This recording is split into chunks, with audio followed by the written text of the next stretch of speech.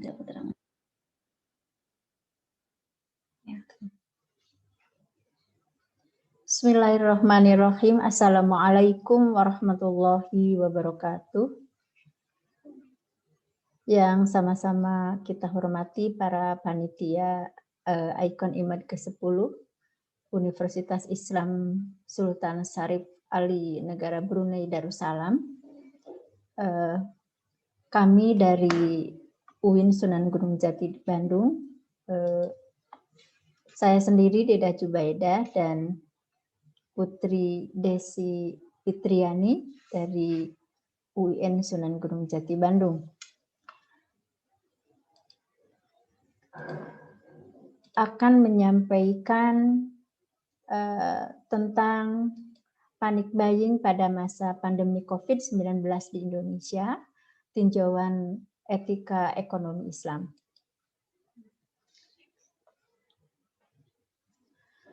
Yang menjadi latar belakang masalah bahwa pandemi COVID-19 di akhir kuartal 1 tahun 2021 itu masih terus meluas. WHO melaporkan bahwa sudah lebih dari 150 juta kasus yang terkonfirmasi positif COVID-19 di dunia. Dilanjut dengan adanya tindakan panic buying di negara yang tentunya berdampak COVID-19 seperti USA, Singapura, Taiwan, termasuk juga di Indonesia. Yang tentunya banyak masyarakat yang melakukan panic buying dengan berbagai macam tujuan.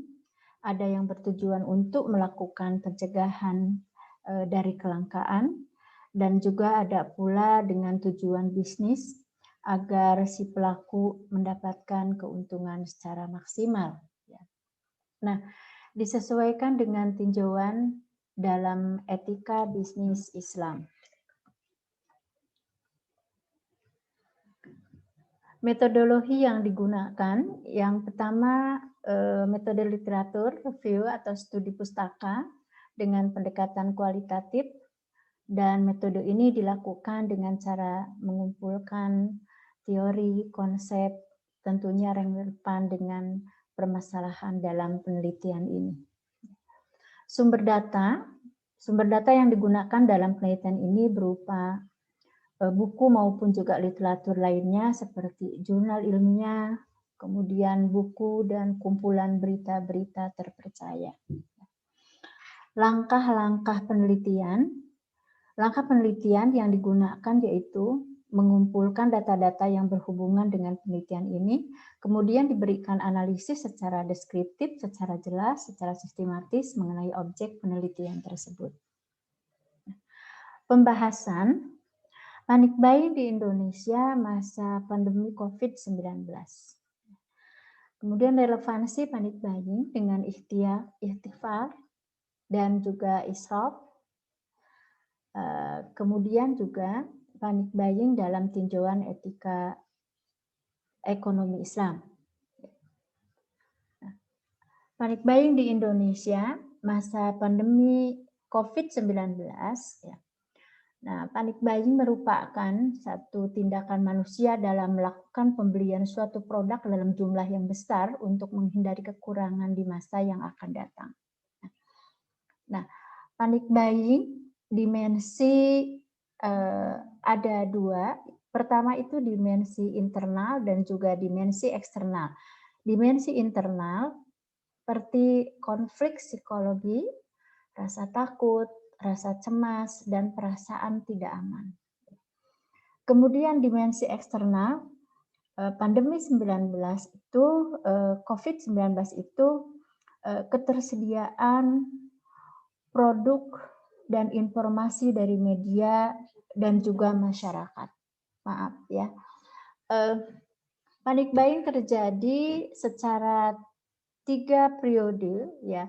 Menurut Dewan Penasehat Himpunan Penyewa Pusat Pembelanjaan Indonesia atau HIPINDO, itu yang pertama pada saat kali pertama diumumkannya kasus yang pertama oleh Presiden RI pada tanggal 2 Maret tahun 2020, Yang kedua itu saat adanya himbauan melakukan WFH atau semacamnya itu pada tanggal 14 April 2020.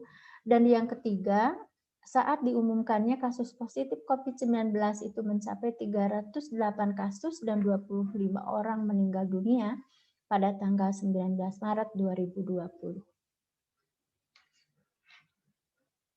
Nah, relevansi panic buying dengan ihtikar dan juga israf ya. Nah, panic buying itu yang pertama ihtikar ya. Ihtikar itu adalah mengumpulkan barang juga maupun produk lainnya yang dapat dimakan atau juga digunakan, kemudian ia tahan untuk menunggu waktu di mana harga barang tersebut itu menjadi tinggi. Dan arti lain yang merupakan bentuk suatu kedoliman, kemudian perusakan dan pergaulan yang buruk. Nah, terdapat beberapa pihak yang melakukan tindakan panic buying ya dengan tujuan untuk mendapatkan keuntungan pribadi seperti membeli jumlah yang banyak, kemudian ia dijual saat barang tersebut sudah mulai langka dengan harga yang sangat tinggi ya. Nah, kemudian apa itu israf ya? Israf itu melakukan suatu tindakan yang melampaui batas ataupun juga kewajaran dalam hal apapun termasuk dalam keseimbangan, berkonsumsi sesuai dengan kondisi dan situasi yang terjadi saat ini. Nah, panic buying itu dapat juga dikatakan ya sebagai tindakan israf karena ia melakukan pembelian dengan boros dan tidak wajar, juga tidak mempedulikan pihak lain yang akan mengalami kekurangan. Nah, panic buying dalam tinjauan etika ekonomi Islam, ya, tindakan panic buying yang dilakukan oleh masyarakat pada masa pandemi COVID-19 yang relevansikan dengan tindakan ihtikar dan israf, tentunya ini sangat bertentangan dengan konsep utility. Ya. Utility ini tentunya hal tersebut termasuk dalam perilaku yang dilarang oleh agama dan tentunya tidak merefleksikan dari nilai-nilai ketauhidan dalam melakukan aktivitas ekonomi. Panic buying yang dilakukan oleh sebagian masyarakat tentunya hanya bisa dilakukan bagi kalangan yang memiliki kelebihan dana untuk membeli produk dengan jumlah yang besar. Nah, sementara bagi pihak yang memang memiliki pendapatan yang cenderung kecil, hanya bisa melakukan pembelian sewajarnya, tentunya akan berimplikasi terhadap ketidakseimbangan pasar dan hanya menguntungkan pihak-pihak yang memiliki dana lebih dan merugikan pihak yang lainnya. Panic buying tentunya tidak sesuai dengan free will. Free will di sini manusia berhak secara bebas melakukan aktivitas ekonomi, namun dengan tidak merugikan orang lain dan tidak bertentangan dengan nilai-nilai Islam. Panic buying yang dilakukan sebagian masyarakat pada masa pandemi COVID-19 tentunya termasuk ke dalam tindakan yang tidak bertanggung jawab karena hal tersebut tentu sangat merugikan pihak lain dan juga hanya mementingkan kepentingan pribadi semata. Kemudian kesimpulannya, ya, panic buying yang terjadi di Indonesia disebabkan oleh faktor internal dan juga faktor eksternal. Faktor internal disebabkan karena adanya rasa takut, cemas, dan rasa tidak aman yang berlebihan akan bahaya COVID-19. Yang kedua, bahwa panic buying dapat direfleksikan sebagai tindakan yang termasuk dalam ihtikar dan juga israf yang akan merugikan pihak lain, dan yang terpenting hal tersebut pun itu artinya panik buying itu dilarang dalam agama Islam. Yang ketiga, tindakan tersebut juga dikaitkan dengan tinjauan etika ekonomi Islam, tidak sesuai dengan nilai-nilai etika yang terrefleksi dalam 4 aksioma, yaitu utility, equilibrium, free will, dan yang terakhir adalah responsibility.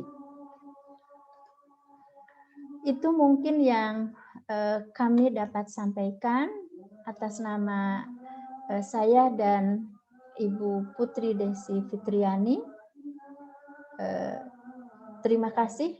Assalamualaikum warahmatullahi wabarakatuh.